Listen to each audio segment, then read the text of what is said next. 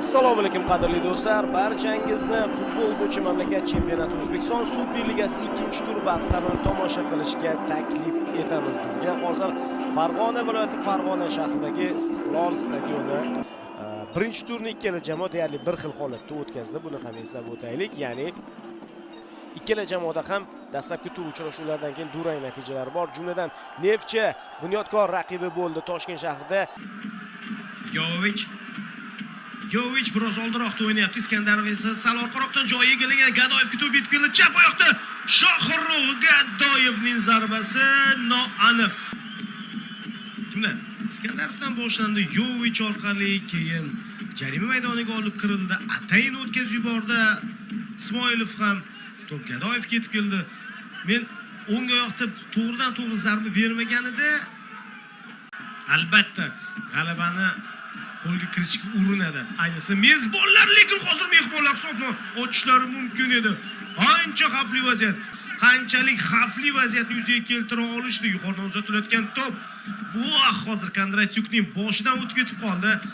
Eng yaxshi legionerlardan biri deb aytgan bo'lardim. Yovichni Lyukcha Doriyev bilan birgalikda yaxshigina tandem hosil qilgandi. Yovich mana bu zarba. Zarbalar degani bu Iskandarov xavfli jarima zarbalari, bitta to'p uzatish orqali keskin tarzda hujumni rivojlantirib yuborish. Yovich esa bu o'zgacharoq. To'pni egallab tezlik qo'sha oladigan o'yinchi. Yovich.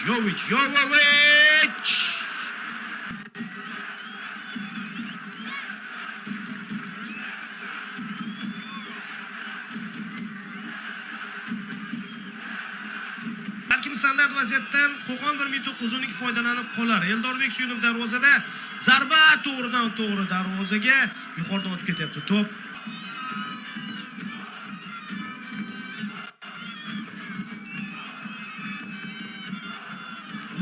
Qaltirsidi. To'p ustunga tegdi shekilli, menimcha hammadan o'tib men chiqib ketadimi deb o'ylagandim. Ko'ramiz. Ketdi to'p, kelyapti. Qo'lga tegdimi?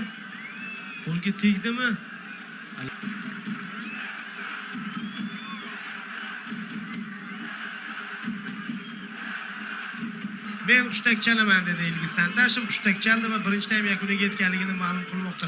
Superliga 2-turni boshlab bergan uchrashuvlardan biri Neftchi Farg'ona viloyatining boshqa bir jamoasi Qo'qon 1912 ni qabul qilmoqda. Hozircha 0-0 tanaffus. Hamda Qo'qon 1912 o'rtasidagi bahs Farg'ona viloyati derbisida hozircha hisob 0-0.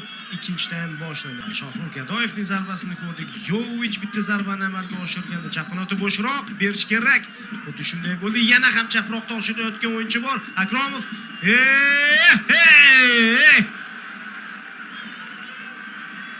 Olisdan berilgan zarba kimdir qoralaydimi?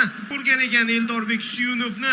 Shu bois qancha masofadan hozir to'pni darvozaga tushirmoqchi bo'ldi. Oldiroqqa chiqmagan ekan ham o'zi aslida.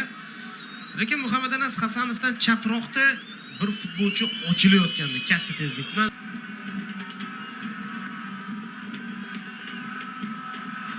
Yovich. Mana bu zarba. Bilasizmi, hozir shunaqa jarayon kuzatilyaptiki, xohish o'ta yuqori darajada tezlik bilan harakat qilishga urinishmoqda, lekin palaparchiliklar bor. Yovich birinchi, ikkinchi urinishi.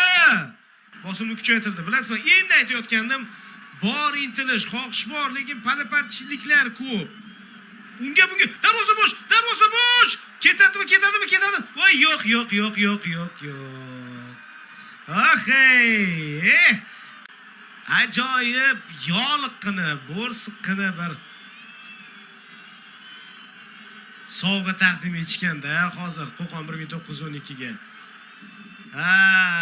Xolturayev edi bu, Jasur Xolturayev.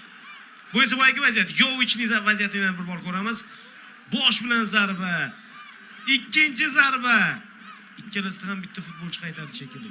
11-raqamda Shahzod Beshimov bahsga qo'shilibdi. Orada mana bu zarbani kuzatmoqdamiz.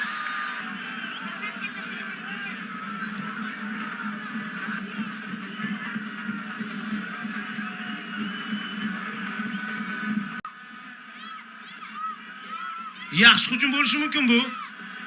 Yovich birga bir holatda juda maza qiladi u.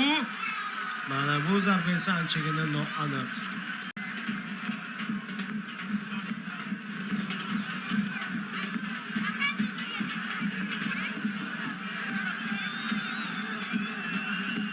Top ichkariga yetib borishga yo'l qo'yishmadi. Mana bu endi xavfli. Boltaboyev zarba.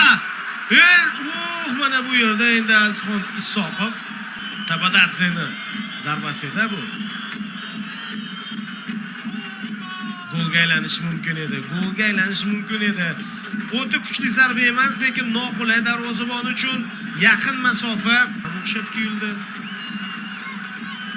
Atayin o'ynaganda jazolash ham mumkin edi. Tabatatsi, Yosif Tabatatsi.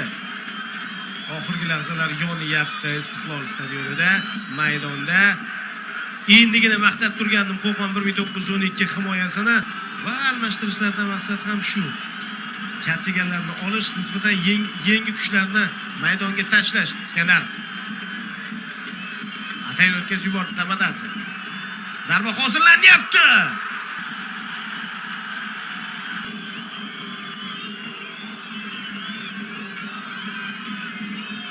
Boyaga zarba. Kimgadir tekkanmi? Mana endi ruxsat berdi. To'g'ri darvozaga zarba edi bu. Yulduzlar bilan to'ldirilgan Neftchidan muxlislar g'alaba kutishganligi aniq. Bo'ldi qadrli do'stlar, Tantashev bugungi uchrashuv uchun final hushtakini chaldi. Farg'ona shahridagi Istiqlol stadioni mezbonlik qilgan Farg'ona viloyati derbisida g'olib nomiga joriy mavsum oydinlik kirita olmadik.